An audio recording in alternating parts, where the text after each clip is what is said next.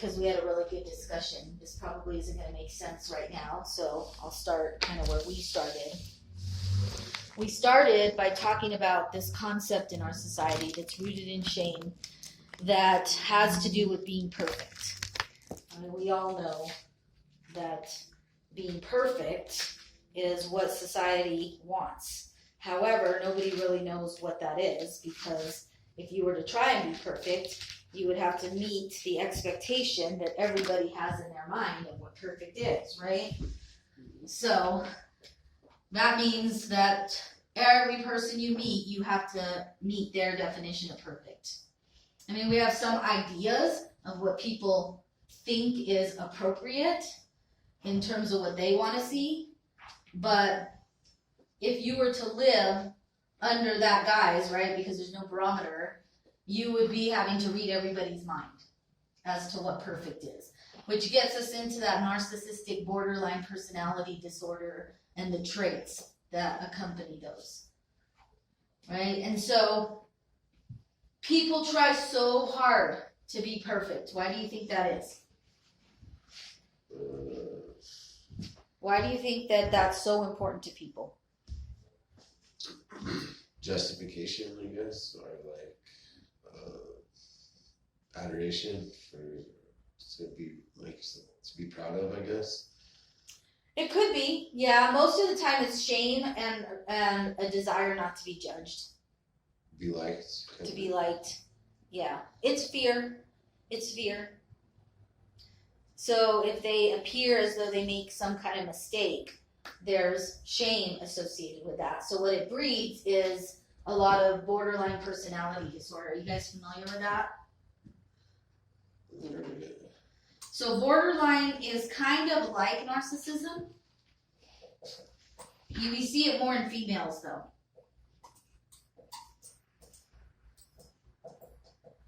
And it's an interesting disorder. So here's the thing. Some people do perfect for power. So they're your biggest shamers. Right? So here's a person, they think they're perfect. They get to shame other people. If they were to admit something, right? If they were to take responsibility, what would happen, do you think? They're getting judged. Well, they would lose their power, right? Because they're like on this little pedestal. They're like on this high place. So if they were to take responsibility, then it would be an admission to them not being perfect. Or like a humbling. Mm-hmm. It would be an admission to them not being perfect. That they are human, imagine. I always say, imagine being human. Which is what we want. We dehumanized people. So if we ask people to take responsibility and they think they're perfect, they don't like that, because they're like, well, wait, that's an admission to me not being perfect, which means that I have to be human, which means that I can then relate to other humans as a human. Right? Which is what we want, because I study connection. That's how you connect. You actually relate to other humans being human to connect. We don't connect by having all the power, because this creates a power disparity, and we're trying to equalize what? What are we trying to equalize? I say it all the time. Power, voice, and value. Life isn't perfect. There's nothing perfect about this life. It was interesting. I actually was working with a man who's about 65, and he actually admitted in a session, he was like, I'm trying to figure out life. And I said, what are you trying to figure out? And he's like, well, why it's like this? Why I have this anxiety? And over time, he finally has admitted that he doesn't like this word. And he said it. He's like, I don't like that word. And I said, well, I don't know what to tell you, because that is life. Like, this is a universe of expansion. So you're going to always be forced to grow. And growing comes with growing pains. And growing is painful. And so that requires work. That requires introspection, self-reflection, communication, vulnerability, work, taking responsibility. This thing is a game.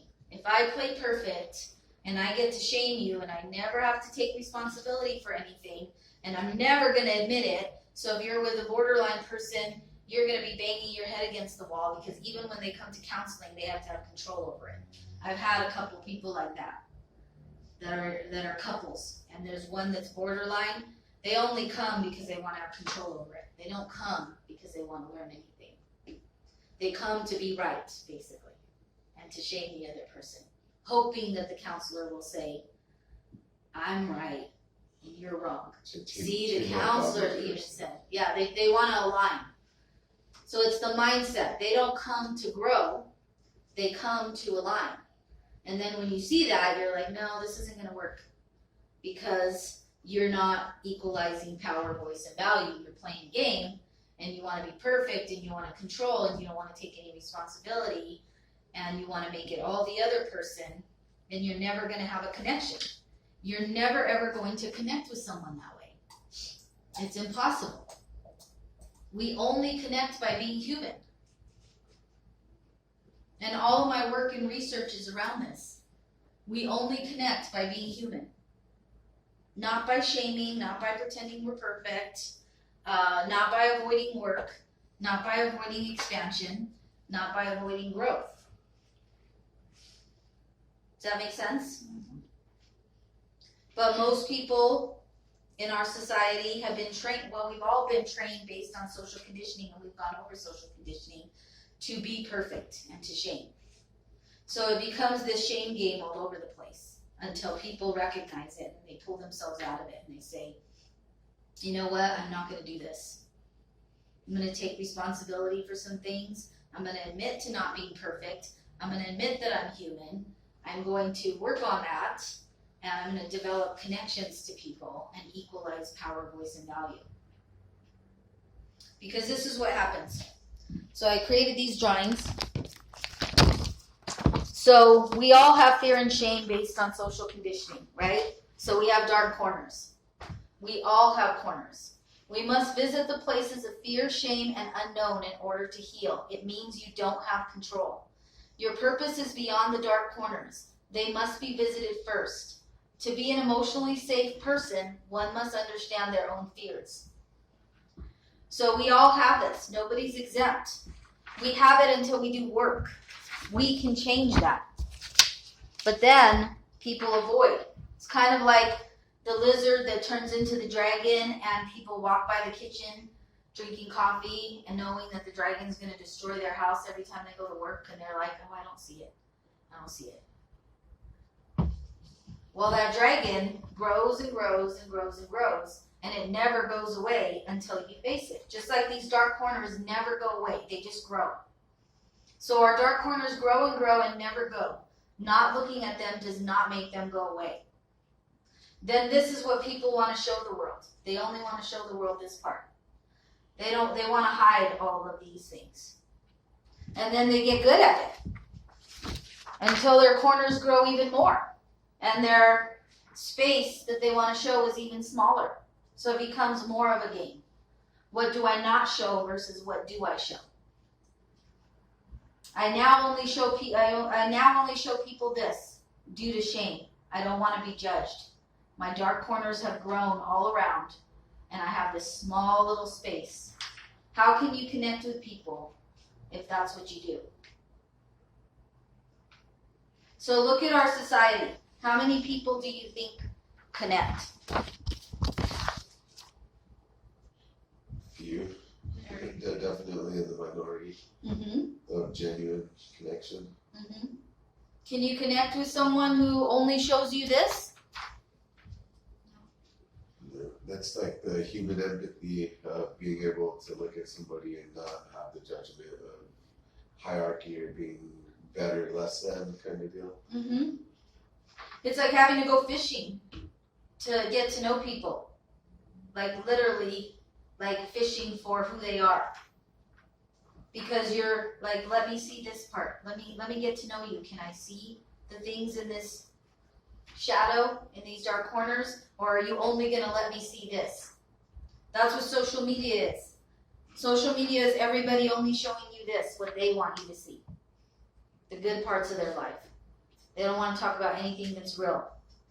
They'll never show you this, because then everyone will be like, keep your problems to yourself. No one wants to hear that. We just want to see the food you're eating. We just want to see the new car you bought. We just want to see the new great relationship you have that's going to last 5 minutes, because every relationship's going to have challenges. We don't want to hear that. This isn't the time or place. This is the time and place for happy thoughts. It's like, no, this is a time and place for bullshit and this little sliver that you want to show us, and nobody's connecting.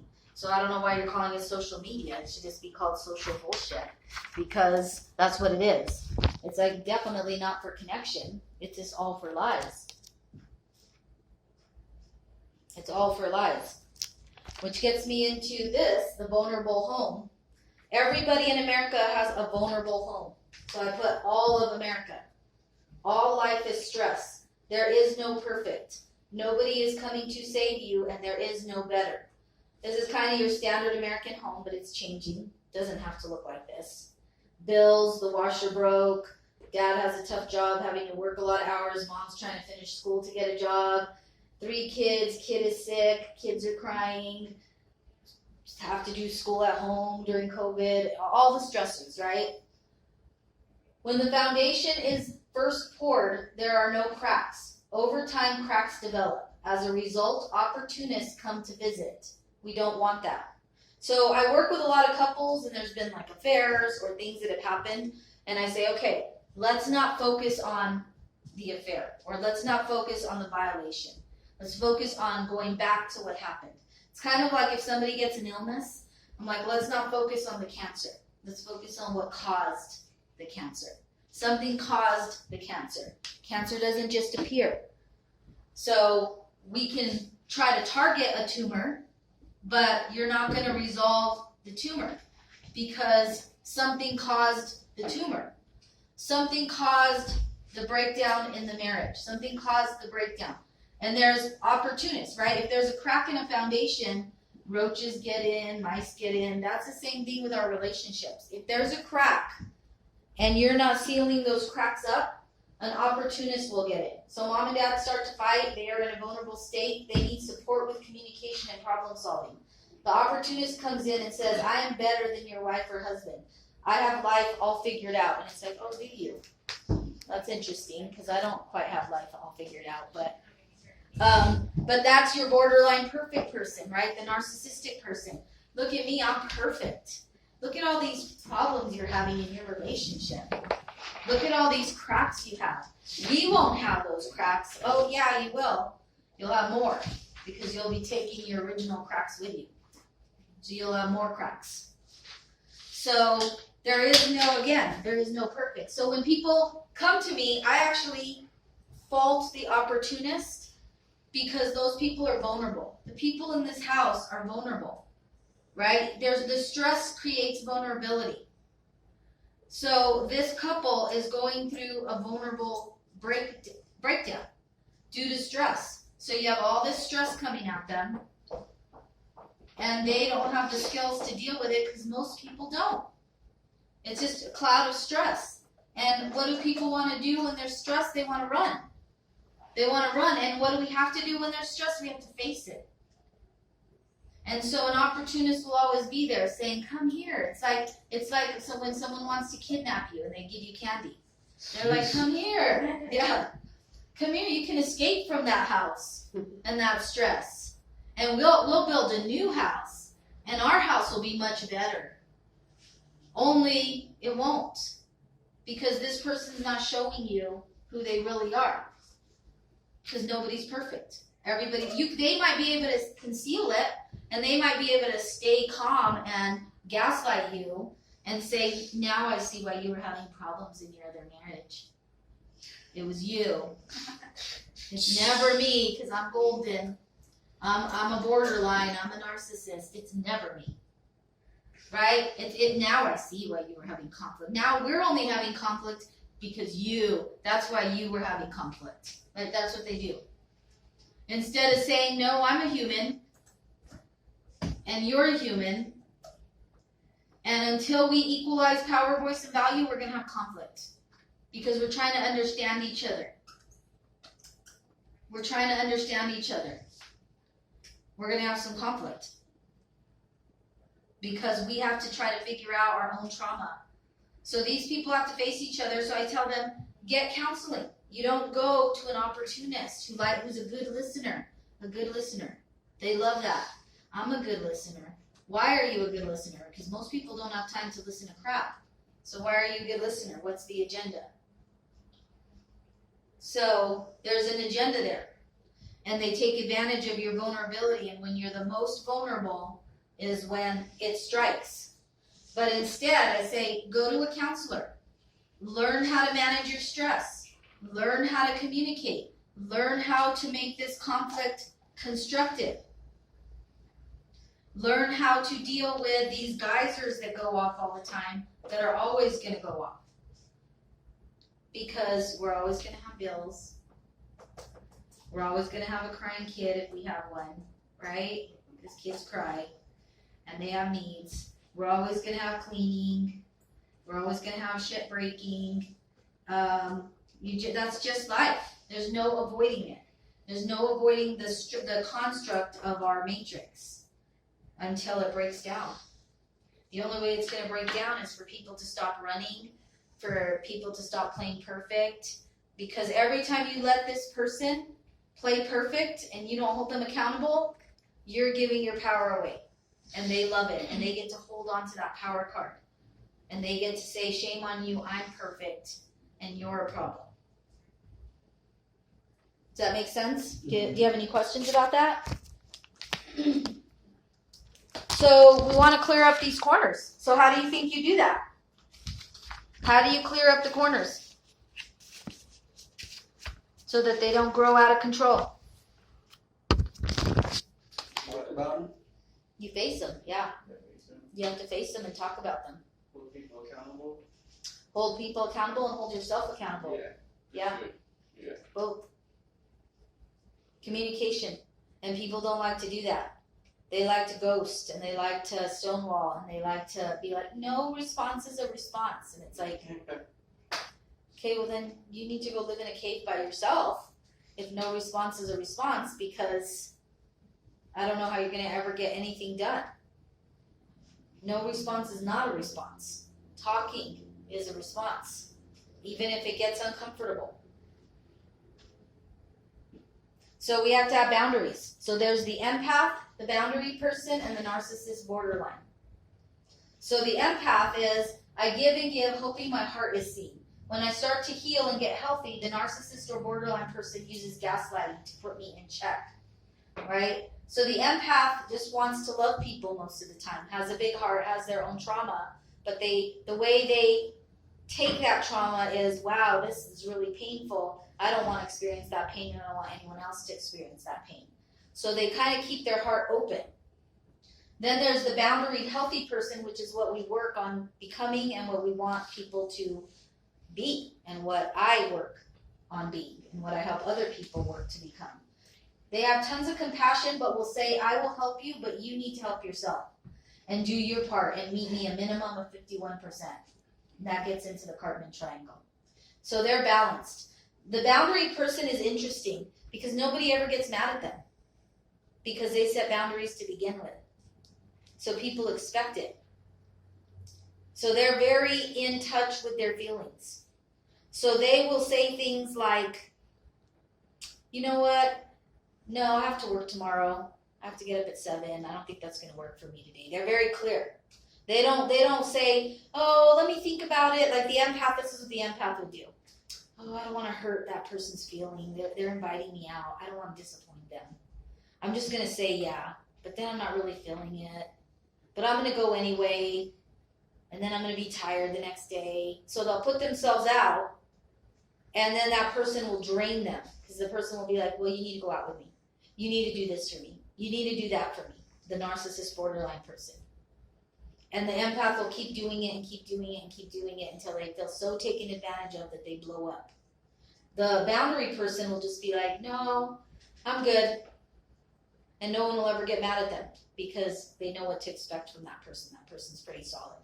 And they mean what they say. If they're going to help you, they'll help you.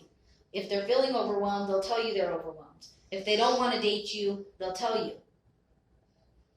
And they won't run away and ghost and stonewall. They'll just say, I don't think this is going to work for me right now. I don't think this is practical for me right now.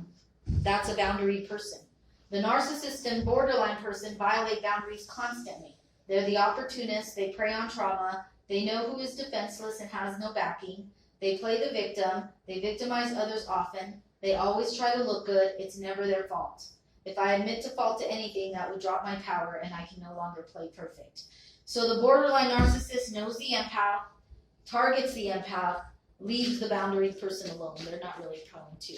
So that's what we work on, is how you become a boundary person so that these narcissists and borderline people can't affect you. Because their way is always right. If they get a vaccine, you have to get one. If they don't get a vaccine, you shouldn't get one. It's like they can never honor what you want to do because they have to be in control. And if you don't do what they want, then they're upset. Instead of just letting people do what they do. It's like, okay, you do what you have to do, and I will do what I have to do. But they're so rooted in lack. So the narcissist has a lot of lack. So does the empath, but the narcissist has tons of lack. And the way they fill that lack is with control. The empath has a lot of lack, and the way they fill that lack is hoping people love them.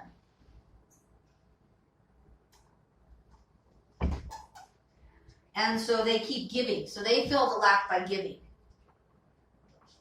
The narcissist does it by controlling, or the borderline person. So they'll take, basically. So it's just a thing of giving and taking. They just take. So of course they're not going to go to a boundary person because they know the boundary person's not going to give and give and give and give and give. The boundary person might give once and then set a boundary and say, like, wait a second. You know what? I gave you a ride like 2 or 3 times, and I'm not going to be your forever ride. Like, you need to figure it out. I'll help you, but now you're becoming dependent on me. Yeah. This guy kept asking me for a ride, and I gave him a ride once, and then he lied to me about where to drop him off, and it kind of bugged me. So I just let it go, and I took him anyways, and then the next day he was like, oh, why'd you drop me off there, man? That wasn't the right place, bro. And I was just like, Yeah, dude, now you it's your lied fault, to me, yeah. man. Yeah, I was like, I'm not giving you rides no more, bro. So now he doesn't talk to me, and he gets all hurt. But Yeah, and then they'll never appreciate what you did do. That is it. And Yeah. job, bro. There's always that dude without a Yeah, you could do 1,000 things for them, and then the minute you say no, they're gonna have the biggest bitch fit about it. Never keep you guessing. Yeah, because you didn't do it right, you didn't do it enough, you didn't do it their way, and you aren't giving as much as they want you to, which is everything of yourself. And they know that a boundary person isn't gonna do that. They know that a boundary person is gonna do what you just did and say, hey, I'm not doing this anymore. But you do it 10, 15, 20 times, and they're not going to see that, and they're going to get upset because you didn't do it the 16th time. It's like if you give them an inch, they want like 800 yards. take a mile. Endless yards. You can't even put a cap on it. They want endless yards. And so boundaries are huge with borderline and narcissistic people. You have to almost do it immediately, which means you have to be in tune with it, which is hard to be in tune with when you have trauma. Because when you have trauma, you don't recognize what's happening until after the fact, and then you're mad because you realize how much you were taken advantage of and how unfair it was. So I'll show you a couple videos, and then we'll talk a little bit about love languages.